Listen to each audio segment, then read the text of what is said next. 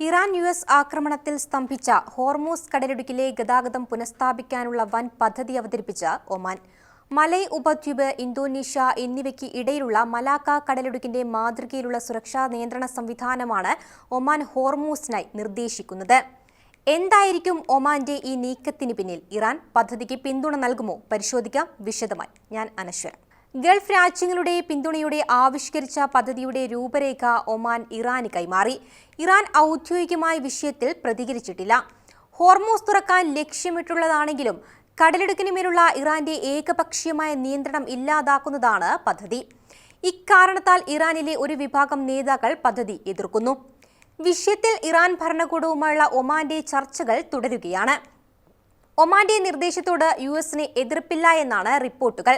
ചർച്ച പരാജയപ്പെട്ടാൽ ഇറാനിൽ ആക്രമണം പുനരാരംഭിക്കും എന്ന് യുഎസ് പ്രസിഡന്റ് ഡൊണാൾഡ് ട്രംപ് ഭീഷണി ആവർത്തിച്ചു. ഇറാൻ വിഷയം ചർച്ച ചെയ്യാൻ ഇസ്രയേൽ പ്രധാനമന്ത്രി ബെഞ്ചമിൻ നെതന്യാഹു യുഎസിൽ എത്തി. ഹോർമൂസ് കൈകാര്യം ചെയ്യുന്നത് സംബന്ധിച്ച് ഒമാൻ വിദേശകാര്യമന്ത്രി നേരത്തെ തന്നെ പരസ്യമായി പ്രഖ്യാപിച്ച ഫോർമുലയാണിത്. ഒമാൻ തീരത്തോട് ചേർന്ന് കപ്പലുകൾക്ക് കടന്നുപോകാൻ താൽക്കാലികമായി സമാന്തര പാത തുറന്നു നൽകാമെന്ന മറ്റൊരു നിർദ്ദേശം ഇറാൻ തള്ളിക്കളഞ്ഞു. അതിനിടെ വിവിധ ആക്രമണ സംഭവങ്ങളെ ചൊല്ലി ഇറാൻ കൂടുതൽ അയൽരാജ്യങ്ങളുമായി തർക്കത്തിലാകുന്നത് മേഖലയിലെ യുദ്ധഭീതിയും പ്രതിസന്ധിയും കൂടുതൽ സങ്കീർണമാക്കുകയാണ്. ഇസ്രയേലും ഇറാനും തമ്മിലുള്ള യുദ്ധത്തിന്റെ വാർത്തകൾ നിരന്തരമായി കേൾക്കാറുണ്ട്. ഇറാനിലെ ജനങ്ങളോട് അവരുടെ ഭരണം ഏറ്റെടുക്കാൻ ആവശ്യപ്പെട്ട് യുഎസ് പ്രസിഡന്റ് ഡൊണാൾഡ് ട്രംപിന്റെ ഒരു പ്രസംഗം, ഇസ്രയേലിന്റെ ഇറാൻ ആക്രമണം, ഗൾഫിലുടനീളം ഇറാന്റെ തിരിച്ചാക്രമണം, അങ്ങനെ സംഭവ വികാസങ്ങൾ നീളുകയാണ്. ദുബായ് മുതൽ ദോഹ വരെയുള്ള നഗരങ്ങളിൽ സൈറൻ മുഴങ്ങുമ്പോൾ ഒരു ഗൾഫ് രാജ്യം ഇതിൽ നിന്ന് വ്യത്യസ്തമായി നിന്നു. മിഡിൽ ഈസ്റ്റിന്റെ സ്വിറ്റ്സർലാൻഡ് എന്ന് പലപ്പോഴും വിശേഷിപ്പിക്കപ്പെടുന്ന ഒമാൻ ഗൾഫിന്റെ മറ്റു ഭാഗങ്ങളിലേക്ക് ഇറാൻ നടത്തിയ മിസൈൽ ആക്രമണങ്ങളിൽ നിന്ന് വലിയൊരു പരിധിവരെ സുരക്ഷിതമായി നിലകൊണ്ടു.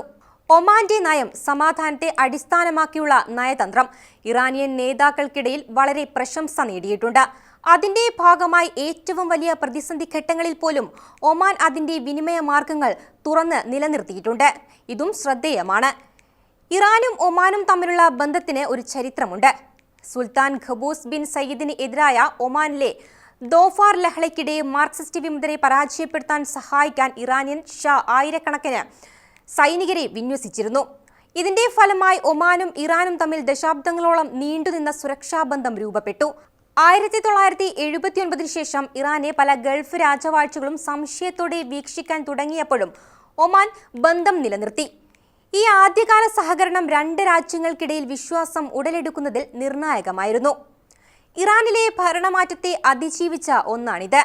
ഇരു രാജ്യങ്ങൾക്കും ഈ ബന്ധം ആഴത്തിലുള്ളതും പരസ്പര ബഹുമാനവും നല്ല ഉദ്ദേശവും അടിസ്ഥാനമാക്കിയുള്ളതായിരുന്നു. ഇസ്രയേലും ഇറാനും തമ്മിലുള്ള നിലവിലെ സംഘർഷത്തിൽ ഒമാന്റെ നിഷ്പക്ഷ വിദേശ നയവും ഒരു പങ്കുവഹിക്കുന്നു. ഗൾഫ് സഹകരണ കൗൺസിലിൽ അംഗമാണെങ്കിലും രാജ്യം ഒരു പ്രത്യേക നയതന്ത്ര നിലപാട് പുലർത്തിയിരുന്നു. ഇറാനുമായും പാശ്ചാത്യ ശക്തികളുമായും സമതുലിതമായ ബന്ധം നിലനിർത്തി. സംഘർഷ സമയങ്ങളിൽ ഒമാന് സഹായകമായ ഒരു തന്ത്രം. കാലാകാലങ്ങളിൽ ഇറാനും അതിന്റെ എതിരാളികൾക്കുമിടയിൽ ഒരു നിശബ്ദ മധ്യസ്ഥ രാജ്യമായി ഒമാൻ പ്രവർത്തിച്ചിട്ടുണ്ട്. 2015 ആണവ കരാറിന് വഴിയൊരുക്കാൻ സഹായിച്ച യുഎസുമായുള്ള രഹസ്യ ചർച്ചകൾക്ക് ഒമാൻ ആതിഥേയത്വം വഹിച്ചു. ഗുരുതരമായ സംഘർഷങ്ങൾക്കിടയിലും ചർച്ചകൾ സുഗമമായിക്കൊണ്ട് ഇറാനും യുഎസിനുമിടയിൽ നയതന്ത്ര പാലമായി ഒമാൻ തുടർന്നു പ്രവർത്തിച്ചു.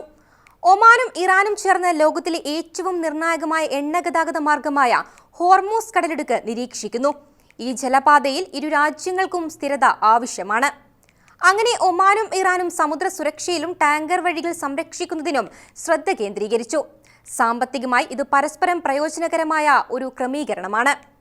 ഇറാനിയൻ ഗ്യാസ് കയറ്റുമതിയുടെ ഒരു കേന്ദ്രമായി ഒമാനെ മാറ്റുക എന്ന ലക്ഷ്യത്തോടെയുള്ള നിർദ്ദിഷ്ട Iran Oman gas pipe line പോലുള്ള പദ്ധതികളുണ്ട്.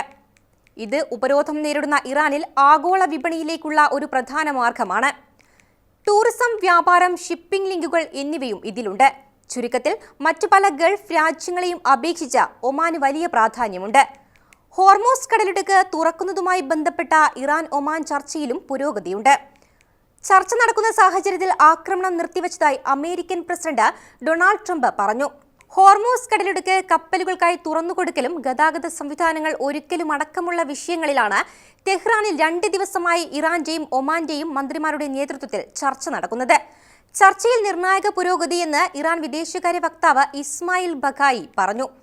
ഹോർമൂസ് തുറക്കലിൽ എത്രയും വേഗം പരിഹാരമുണ്ടാക്കാനാണ് ലക്ഷ്യം.